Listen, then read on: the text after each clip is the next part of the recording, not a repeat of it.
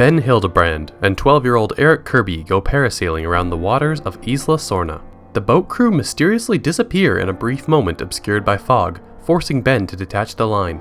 He and Eric drift towards the island. On the mainland, Dr. Alan Grant has become famous after his involvement at Jurassic Park, while Ellie Sattler is married to a State Department employee named Mark and has 2 children. Grant discusses with Sattler how raptors are far more intelligent than they had previously believed. At a dig site, Grant's assistant Billy Brennan demonstrates how he can use a 3D printer to replicate a velociraptor larynx. Paul and Amanda Kirby, an apparently wealthy couple, offer Grant funding for his research if he will give them an aerial tour of Isla Sorna. Grant is desperate for research funding and reluctantly agrees. He flies there with Paul, Amanda, Billy, and the Kirby's mercenary associates, Udesky, Cooper, and their pilot Nash.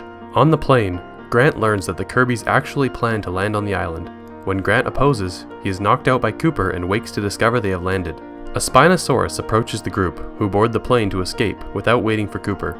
The Spinosaurus devours Cooper on the runway, and the plane crashes in the forest after hitting the dinosaur. Stranded on a treetop, Nash is also devoured by the dinosaur. Fleeing, the survivors briefly lose the Spinosaurus but encounter a Tyrannosaurus. The Spinosaurus returns, but the group escapes while the 2 dinosaurs fight each other, with the Spinosaurus winning by breaking the T-Rex's neck. Grant, demanding the truth from the Kirbys, learns they are actually a middle-class divorced couple who are looking for their son Eric and Amanda's boyfriend Ben, who have been missing on the island for 8 weeks. Later, the group finds the parasail with Ben's corpse attached. The group takes the parasail and then encounter raptor nests. They find an abandoned InGen compound, where they are chased by a raptor which eventually contacts the rest of its pack. The humans flee into a herd of Corythosaurus and Parasaurolophus, causing a stampede, separating Grant and Udesky from the others. Udesky is attacked by raptors, who leave him barely alive on the ground in an attempt to lure the others out of the tree they had climbed into. Amanda is nearly killed by the raptors when she tries to descend to help Udesky, and upon the failure of their trap, the raptors kill Udesky before departing.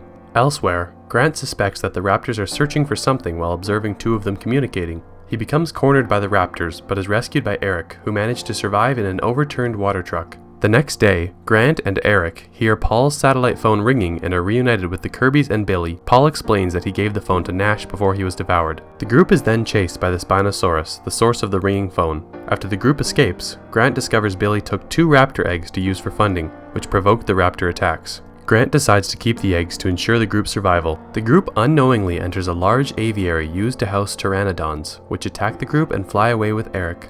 Billy rescues Eric by using Ben's parasail, but is then attacked and seemingly killed by the pteranodons. The rest of the group escapes the aviary, unintentionally leaving the door unlocked. They make their way downriver using a boat. That night, the group retrieves the ringing phone, buried in the feces of the Spinosaurus. As rain falls, Grant tries to contact Sattler, but the Spinosaurus attacks the boat.